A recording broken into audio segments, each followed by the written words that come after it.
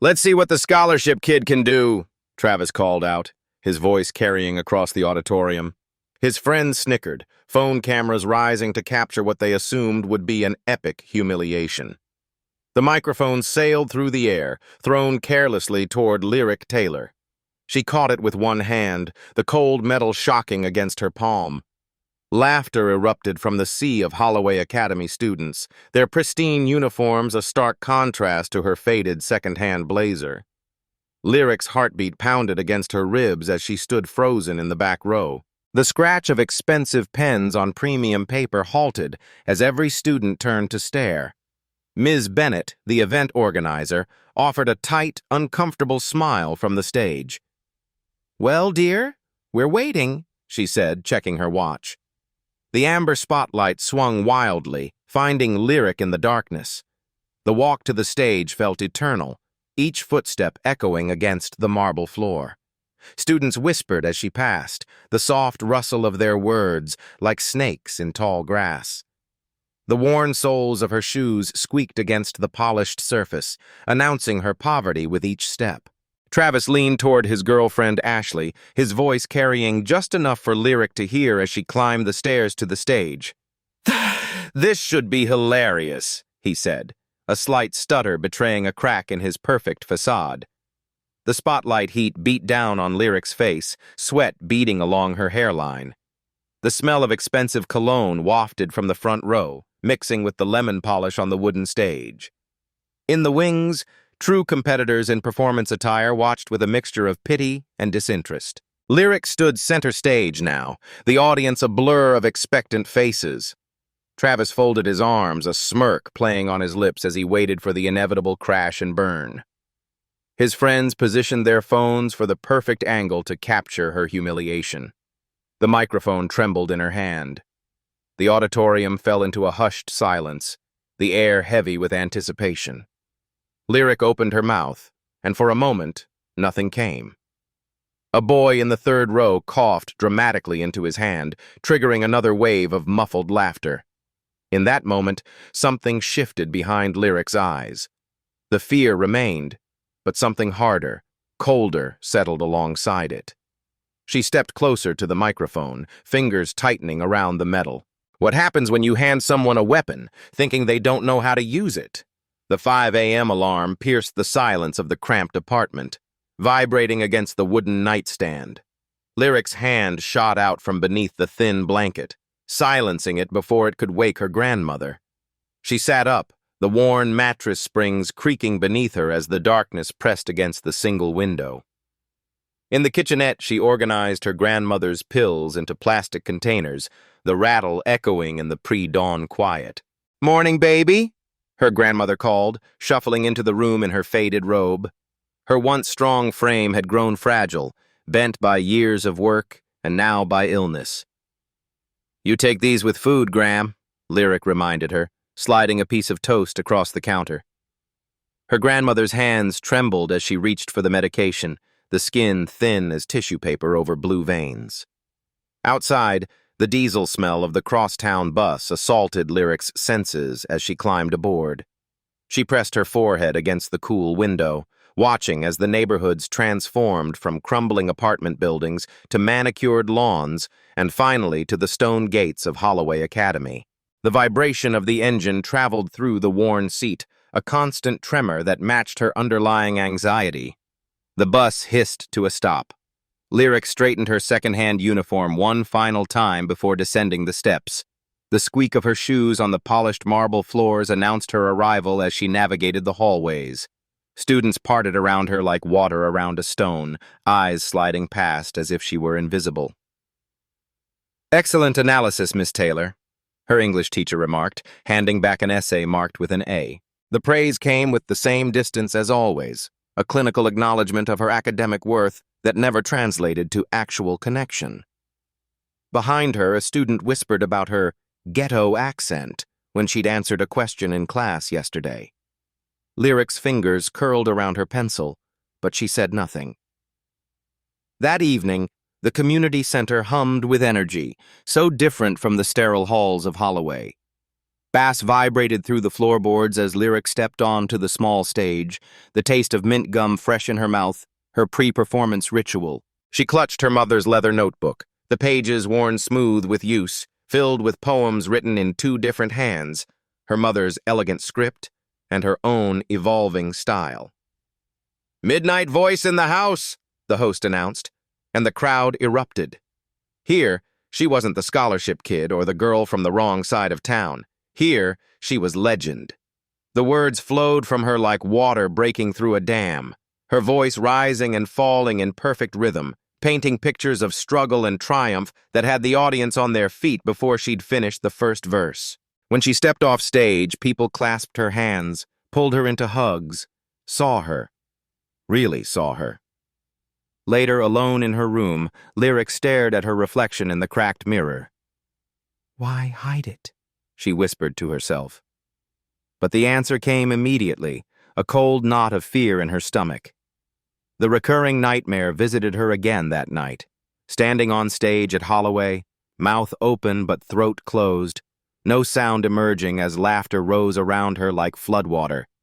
She woke gasping, the phantom sensation of drowning lingering in her chest. The next morning, a notice appeared on the school bulletin board. "Voices of Tomorrow competition, $50,000 scholarship prize." Students clustered around it, excitement buzzing. Lyric stood back, calculating in her head.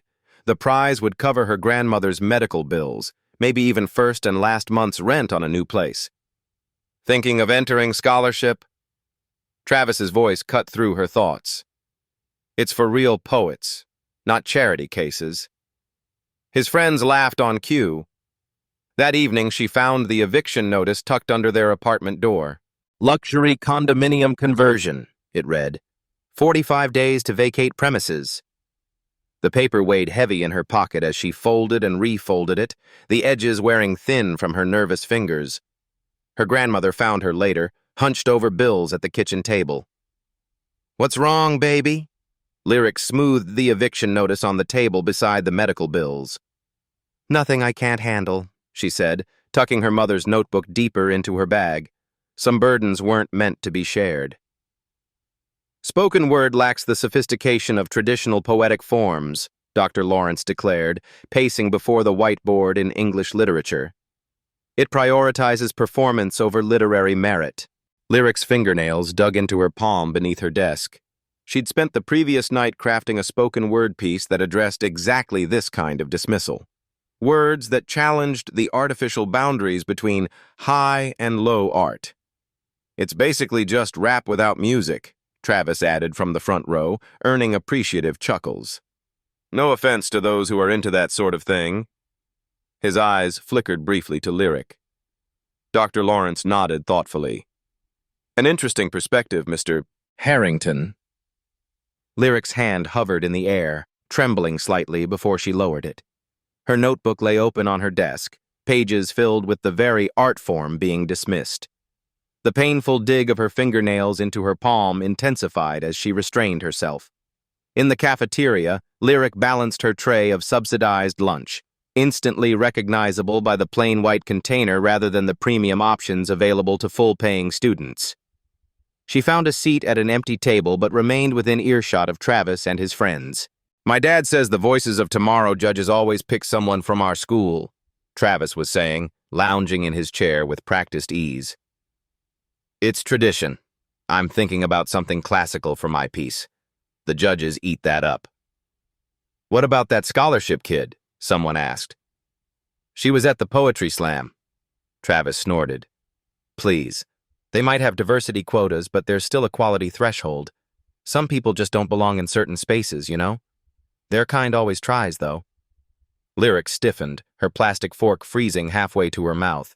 "Speaking of which," Travis continued, his voice dropping conspiratorially, but then his eyes flicked up, catching Lyric watching them. His expression hardened. As Lyric stood to leave, Ashley swung her designer bag wide, knocking into Lyric's tray. The cafeteria food spread across the floor, the smell of institutional meatloaf and instant potatoes rising in a humid cloud. Laughter echoed off the tile walls. "Oops," Ashley said, not bothering to hide her smile. So clumsy of you. You should watch where you're going, Travis added, a slight stutter appearing as a teacher approached. Careful next time. That evening on the bus ride home, Lyric scrolled through her cracked phone screen, the broken corner catching on her thumb. Social media buzzed with posts about the upcoming competition. Keep Holloway's tradition of excellence alive. Hashtag Voices of Tomorrow. Hashtag Pure Poetry. Hope the judges remember what real talent looks like this year. Some people just want handouts. Sorry, not sorry. The comments beneath were worse, sprinkled with coded language that wasn't quite explicit enough to report, but clear in its message. People like her weren't welcome. The vibration of the bus engine through the worn seat matched her trembling hands as she closed the app. Home offered no respite. The apartment felt colder than usual, the building owner clearly cutting corners on heating now that the conversion was imminent. Lyric could see her breath misting in the bedroom she shared with her grandmother, whose coughing had grown worse in the chill. "I'm fine," her grandmother insisted, but the rattle in her chest told a different story. The calendar on the wall now had red circles marking the days until eviction, 30 days remaining. Medical bills piled up on the counter, their red final notice stamps like bloodstains on white paper. That night, Lyric sat at their small kitchen table, calculator in hand, trying to make impossible math work. Minimum wage job after school. Weekend shifts at the corner store. It still wasn't enough for the medical bills, let alone first and last month's rent on a new place. Maybe it was time to drop out. Get a full-time job. Let go of the Holloway dream that was costing more than it was giving. Her vision blurred as tears welled up, one dropping onto the eviction notice, smearing the ink. "Baby?" Her grandmother's voice came soft from the doorway. She shuffled forward, easing into the chair across from Lyric. Her hands, worn from decades of cleaning other people's homes, reached out to cover her granddaughter's. The familiar scent of cocoa butter lotion wrapped around Lyric like a blanket. "What's all this crying about?" she asked, though her eyes showed she already knew. "I'm thinking about leaving school," Lyric confessed. "We need money now, not later." Her grandmother's grip tightened, surprising strength in those thin fingers. "Your mother didn't work herself to the bone so you could drop out, and I didn't raise you to give up when things get hard. But no buts. Education is the one thing they can't take from you once you've got it. Everything else can be rebuilt." And Lyric nodded, not mentioning the poetry competition. What was the point? Some dreams weren't meant for girls like her. The tightness in her chest said what her voice couldn't. Some walls weren't meant to be scaled. Her grandmother cupped her face with one hand. "Promise me." "I promise," Lyric whispered, the words tasting like surrender. The community center vibrated with energy, the air thick with anticipation, and the lingering scent of fried food from the corner takeout. Lyric stood in the shadows offstage, rolling her shoulders back, inhaling deeply. Here, she wasn't Holloway's charity case. She was Midnight Voice, undefeated champion of the Southside Slam. "And now, the one you've been waiting for," the host announced, voice booming through speakers that had seen better days. "Give it up for Midnight Voice." The crowd erupted. Lyric stepped into the spotlight, her school uniform replaced by jeans and a black hoodie, the transformation complete. The familiar weight of the microphone settled in her palm, an extension of herself rather than a foreign object. She closed her eyes for a beat, then launched into her newest piece, a raw exploration of invisible barriers and the cost of silence. Words flowed like electricity, her voice rising and falling, body punctuating key phrases with precise movements. She wasn't reciting, she was conducting, each syllable a note in a symphony of resistance. They build their walls with whispers thinking silence is surrender, but what they don't understand is that some voices grow strongest in the dark. When she finished, the silence lasted a heartbeat before the room exploded. People leapt to their feet, the vibration of stomping feet creating a rhythm all its own.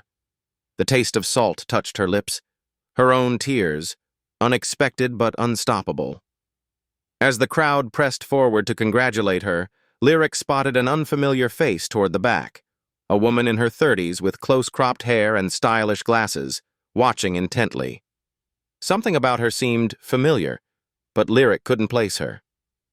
Later, as Lyric slipped out the side door, the cool night air hit her face like a blessing after the overheated venue. She pulled her hood up, ready to make the journey home. Lyric? Or should I say, midnight voice? She whirled around to find the woman from the audience standing a few feet away, hands tucked into the pockets of a leather jacket.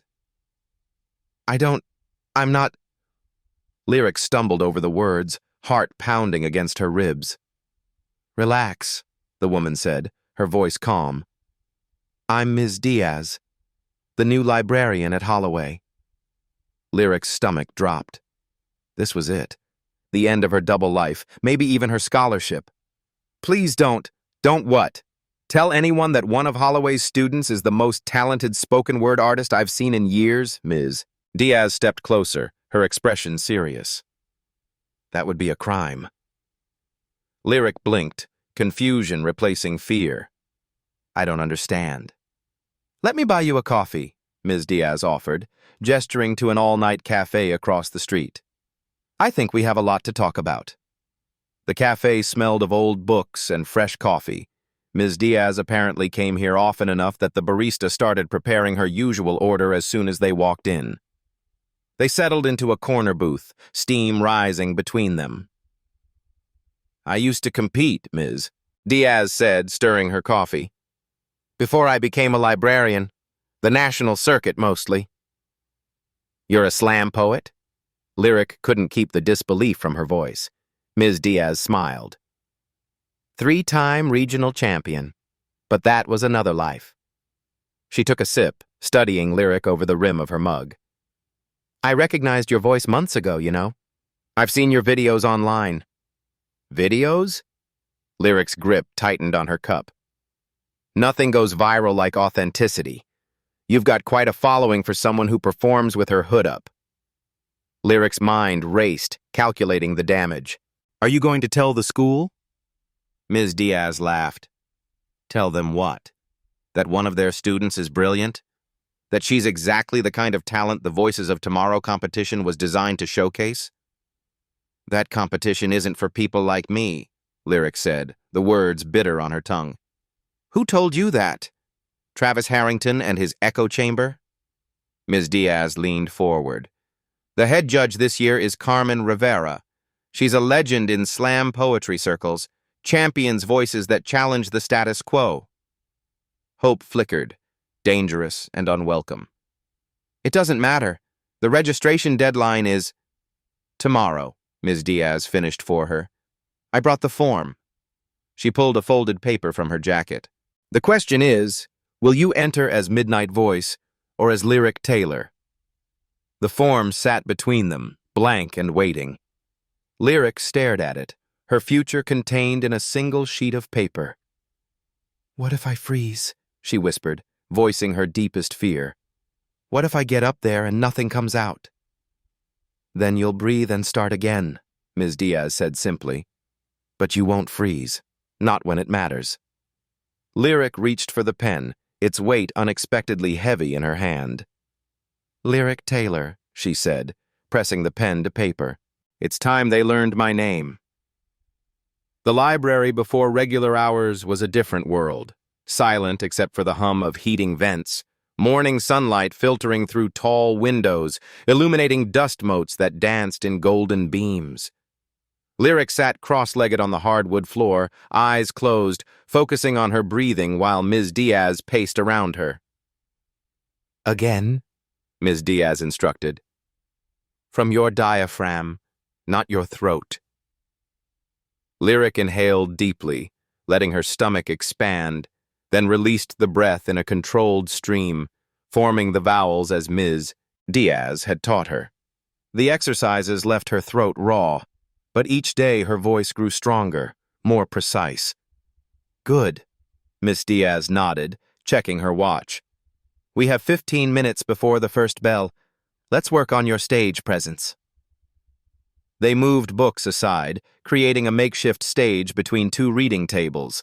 The smell of book dust rose with each movement, mingling with the morning sunlight in a scent Lyric had come to associate with possibility. "Own the space," Ms. Diaz demonstrated, her posture transforming as she stepped into the stage area. "Your body tells the story before your words do." Lyric mimicked the stance, shoulders back, chin lifted, a physical language of confidence she was still learning to speak. Ms. Diaz adjusted her elbow, tilted her chin a fraction higher. "Better. Remember, you're not asking for their attention, you're commanding it." Later that day, the competitor list for Voices of Tomorrow appeared on the school's online portal.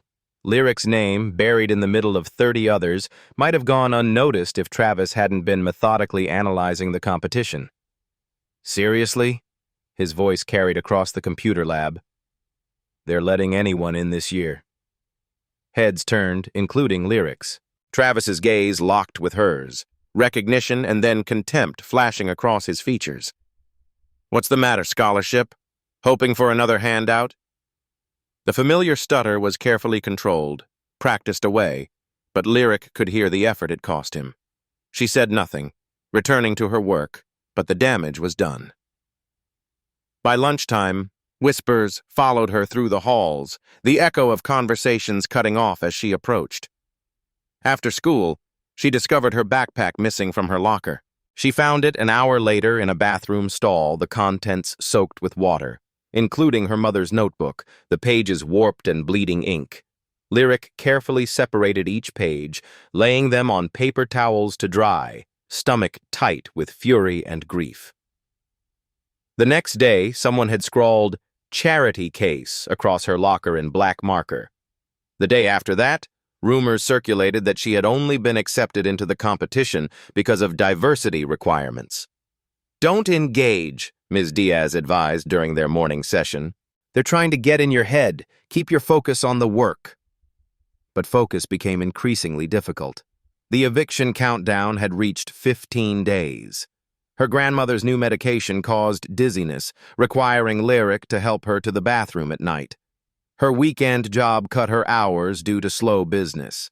The persistent headache that had started behind her eyes spread to her temples and down her neck, a crown of pressure that never fully lifted.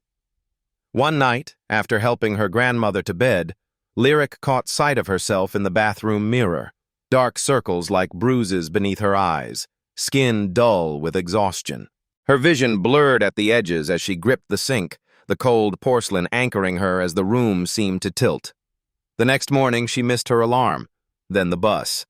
By the time she arrived at school, first period was half over. Ms. Diaz waited in the library for their practice session, but Lyric walked past the doors, heading instead for the second-floor girls' bathroom, the one furthest from classrooms, rarely used.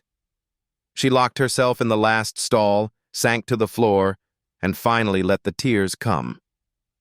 The fluorescent lights buzzed overhead, a grating counterpoint to her muffled sobs.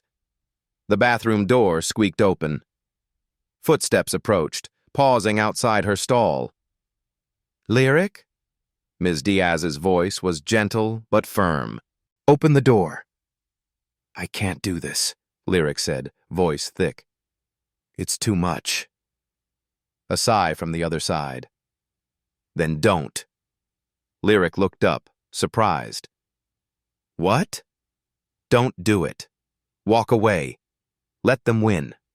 Let Travis take the prize and the glory. Let Holloway continue thinking people like you don't belong in spaces like that." Anger flared, cutting through the despair. "That's not fair." "None of this is fair," Ms. Diaz agreed. "The question is, what are you going to do about it?" The lock clicked as Lyric opened the door. Ms. Diaz stood waiting, arms crossed. "You know what the hardest part of performing is?" Ms. Diaz asked. "It's not the audience or the competition. It's the voice in your head telling you that you're not good enough, that you don't deserve to be heard." Lyric nodded, recognizing the truth in the words. "That voice is lying," Ms. Diaz continued. And the only way to prove it wrong is to speak louder than it does. She held out her hand. Ready to get back to work? That evening, they developed a new strategy. Lyric would start her preliminary performance with exactly what the judges expected. Safe, traditional, forgettable. A wolf in sheep's clothing. Give them what they expect, Ms. Diaz explained. Then shatter those expectations when it matters most. Lyric nodded, understanding the plan. She sipped the honey and lemon tea Ms. Diaz had prepared, the warm liquid soothing her practiced throat. Opening her mother's notebook, now mostly recovered from the water damage, Lyric turned to a particular poem near the back, one she'd read 100 times but never performed. The words in her mother's handwriting seemed to pulse with life on the page. "This one," she said, her finger tracing the lines. "This is how I'll finish." The Wakefield Center for the Arts rose like a glass and stone mountain in downtown's cultural district, its reflecting pools capturing the afternoon sun in blinding flashes.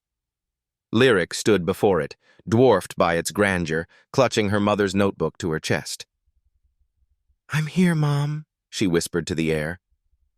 Her grandmother had been too weak to come, the new medication leaving her dizzy and exhausted.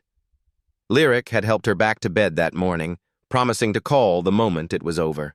Inside, the lobby buzzed with activity, competitors checking in, organizers rushing about with clipboards, audience members filtering toward the auditorium.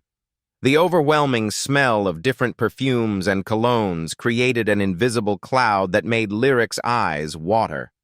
A massive screen displayed the live stream setup, currently showing the empty stage and filling seats.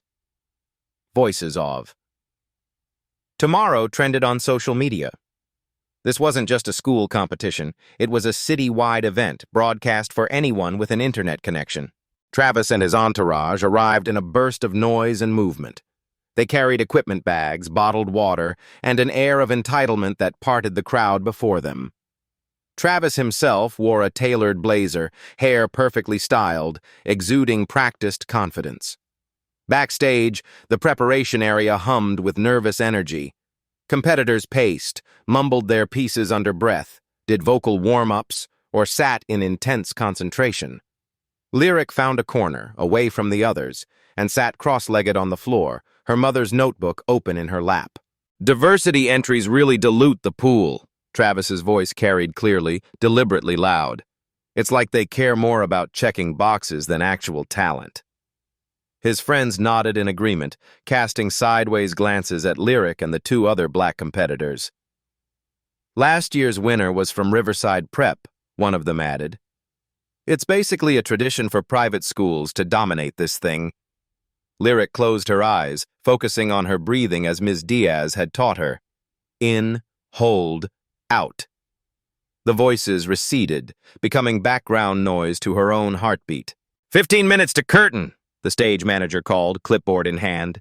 Competitors, please find your assigned waiting areas. The competition structure was announced to the audience. 3 rounds with eliminations. Preliminary round for all 30 competitors, second round for the top 10, final round for the top 3. Judges would score based on content, delivery, originality, and audience response. From her position in the wings, Lyric watched the early performances. Most were technically proficient, but safe. Metaphors about nature, reflections on classic literature, meditations on growing up. The audience responded with appropriate appreciation, polite applause punctuating each conclusion. Travis performed 8th, taking the stage with casual confidence. His piece, titled Excellence, explored the pursuit of perfection through carefully constructed verses about mountain climbing. It was polished, precisely delivered, and utterly predictable. The audience applauded enthusiastically, particularly the Holloway section. Lyric was 23rd. As her turn approached, the familiar tightness gripped her chest, the old fear threatening to return. She closed her eyes, grounding herself in sensory awareness as Ms. Diaz had taught her. The subtle vibration of voices through the floorboards, the smell of dust and electrical equipment, the taste of mint from her pre-performance gum. Next, From Holloway Academy, Lyric Taylor. She stepped into the spotlight, feeling its artificial warmth against her skin. The audience stretched before her, faces indistinct beyond the first few rows.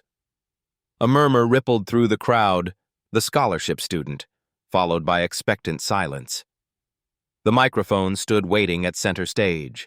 Lyric approached it slowly, deliberately. Her fingers wrapped around the stand, the metal cool against her skin.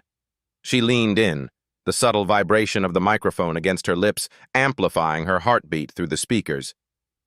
"Opportunity," she began, her voice modulated and controlled, "is a door that stands before us all."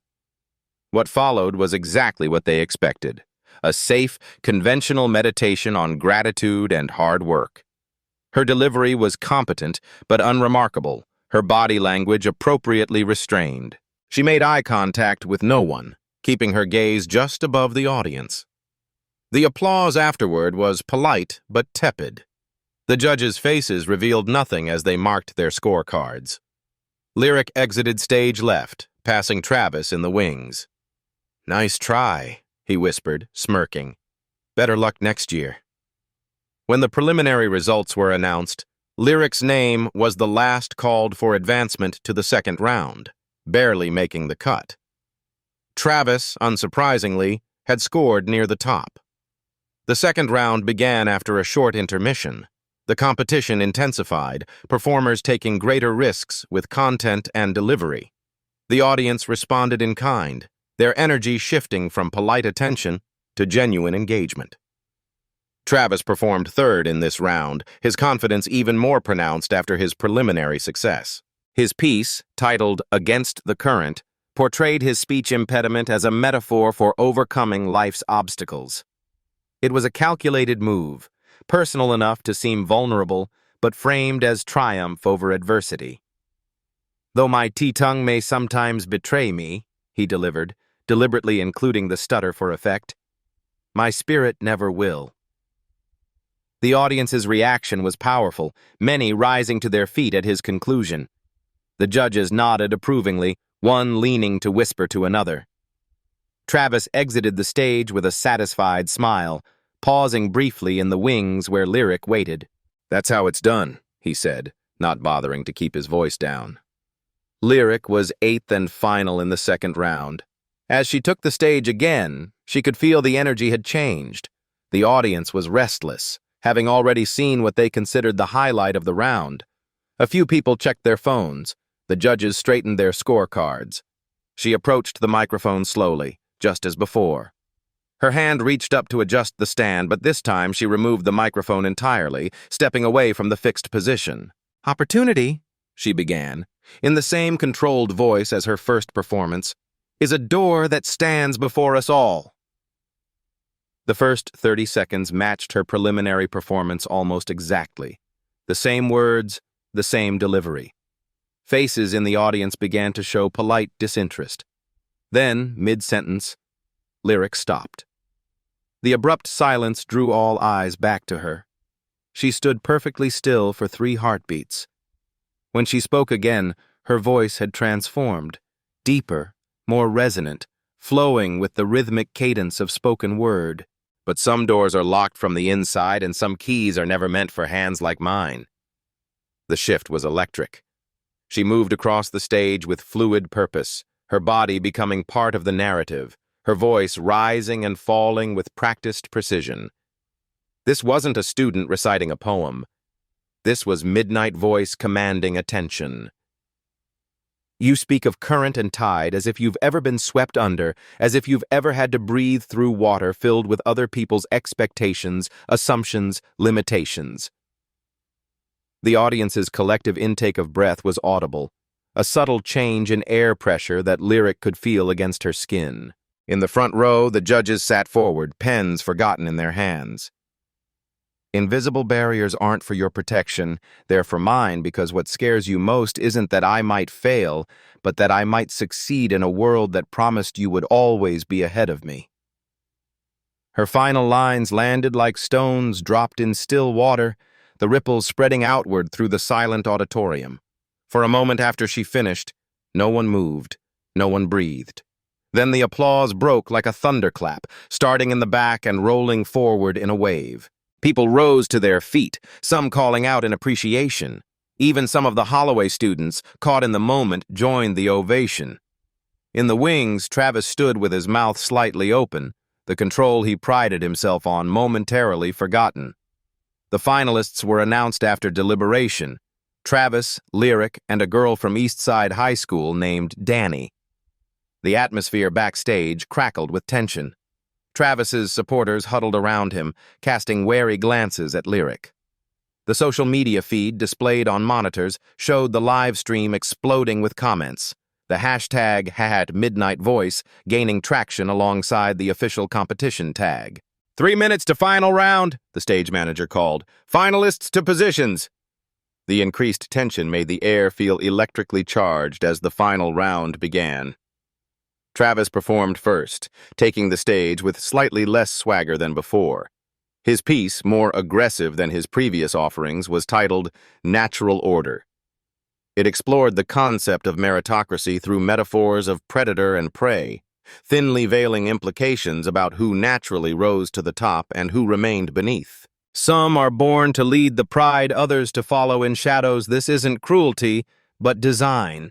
Nature's wisdom knows who belongs where. As he delivered the closing lines, his eyes flicked to the wings where Lyric waited. For a split second, his rhythm faltered, the practiced flow hitching almost imperceptibly. The audience responded with strong applause, though something had shifted, a subtle change in energy, like air before a storm. Danny performed second, her piece about environmental justice earning enthusiastic response. Then it was Lyric's turn. She stood in the wings, waiting for her name. Ms. Diaz appeared beside her, squeezing her shoulder once. "Remember," she whispered, "they're not giving you the stage. You're taking it." Our final competitor from Holloway Academy, Lyric Taylor. Lyric walked to center stage, her steps measured and deliberate. The spotlight found her, wrapping her in its glow. Without hesitation, she shrugged off her Holloway blazer, revealing a worn t-shirt beneath. The community center logo faded but visible across the front. Murmurs rippled through the audience. In the front row, the judges exchanged glances. Lyric opened her mother's notebook to the marked page, feeling the well-worn paper between her fingers. These words had waited years to be spoken. She raised the microphone and began.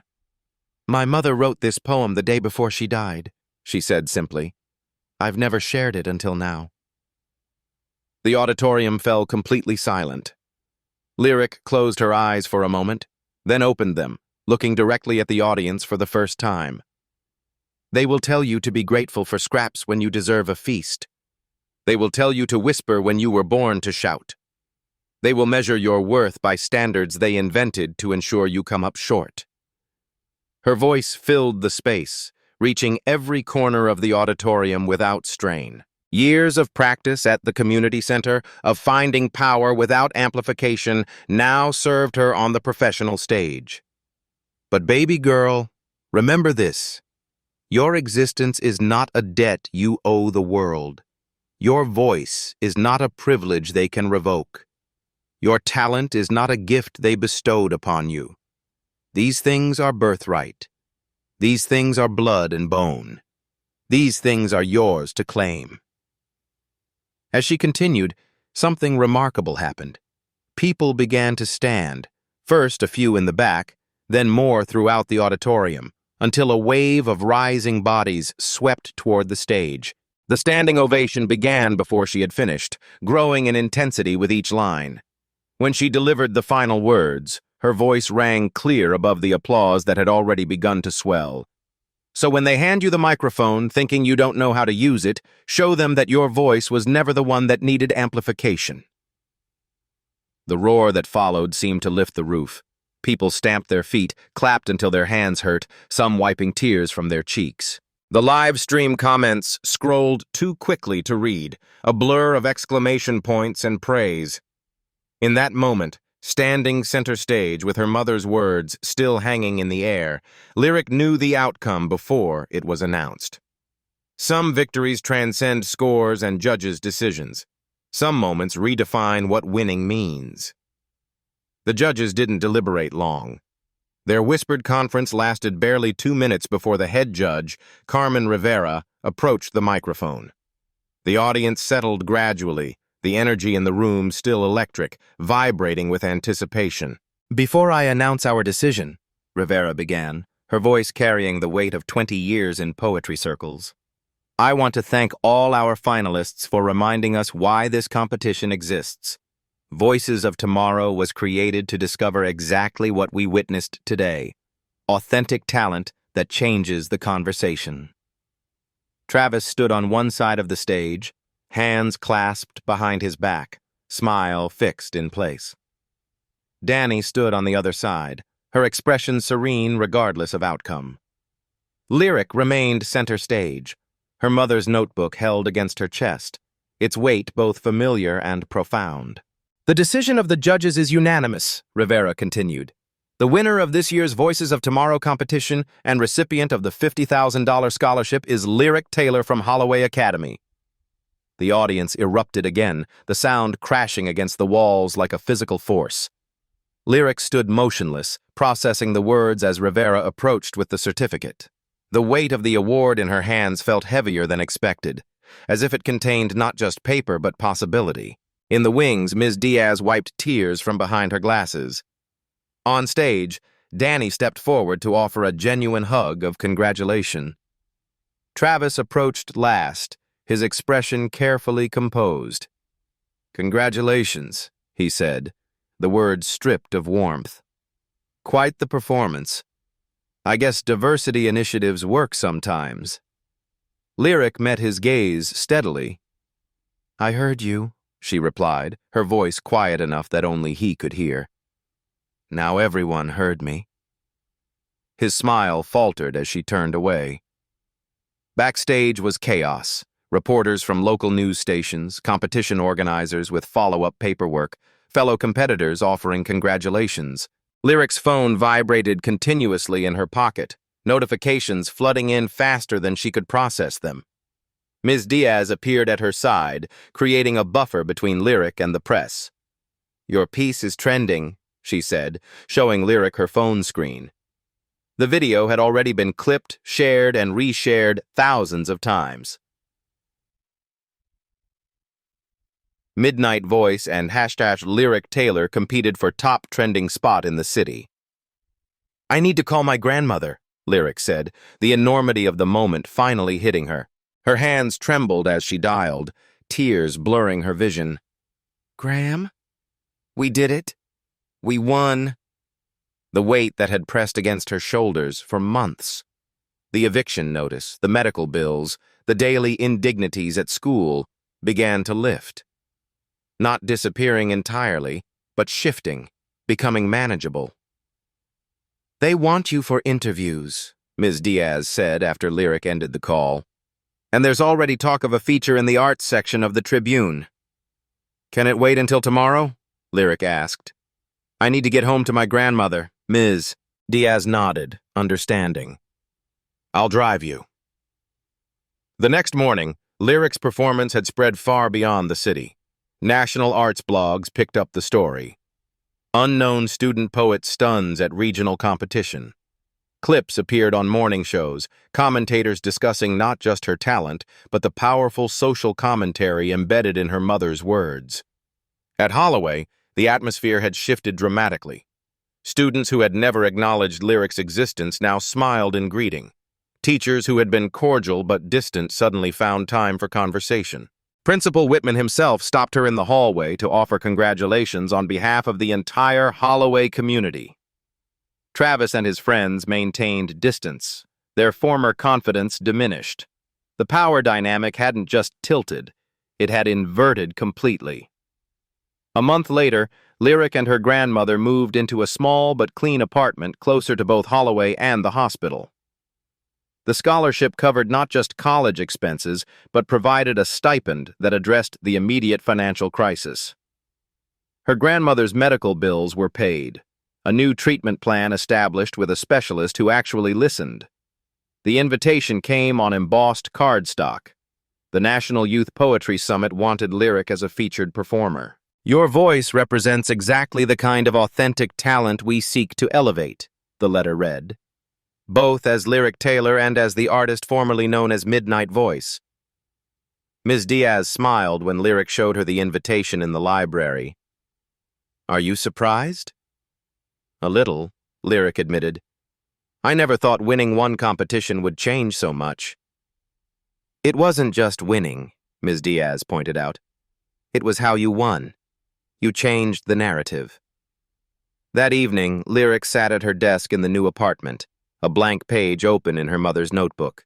The pages were nearly filled now, her mother's handwriting giving way to her own, a conversation across time. She touched the leather cover, worn smooth with use. Outside, the city continued its rhythmic pulse. Inside, Lyric began to write, her pencil moving across fresh paper, creating new rhythms, new stories. The victory had changed things, opened doors, created opportunities. But the work, the real work, continued. Her phone pinged with a notification. The community center was launching a youth poetry program and wanted her to lead it. Another ping followed, an email from a publisher interested in discussing a collection of her work.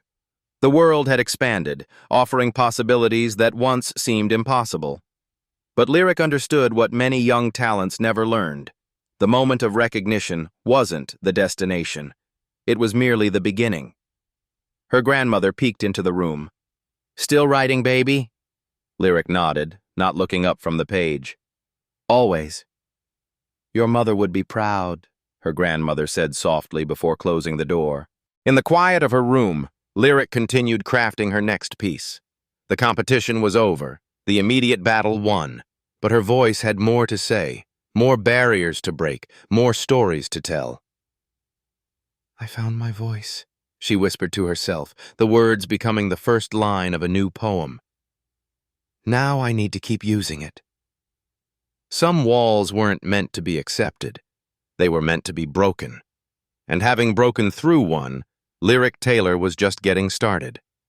Have you ever felt underestimated, just waiting for your moment to shine? For more powerful stories of triumph over adversity like Lyric's journey, subscribe to Beat Stories now. Every week, we bring you gripping tales of underdogs who rise against all odds, using their hidden talents to flip the script and claim their rightful place.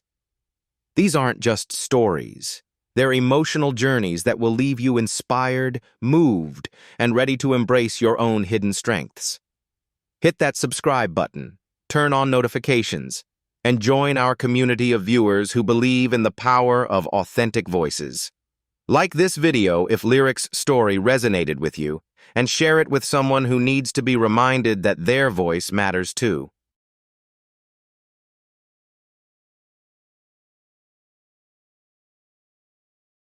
Behind every headline is a human story. At Beat Stories, we go deeper, where emotion meets evidence and drama reveals the system. If this story made you pause, reflect, or feel something, don't forget to subscribe. There's more to come.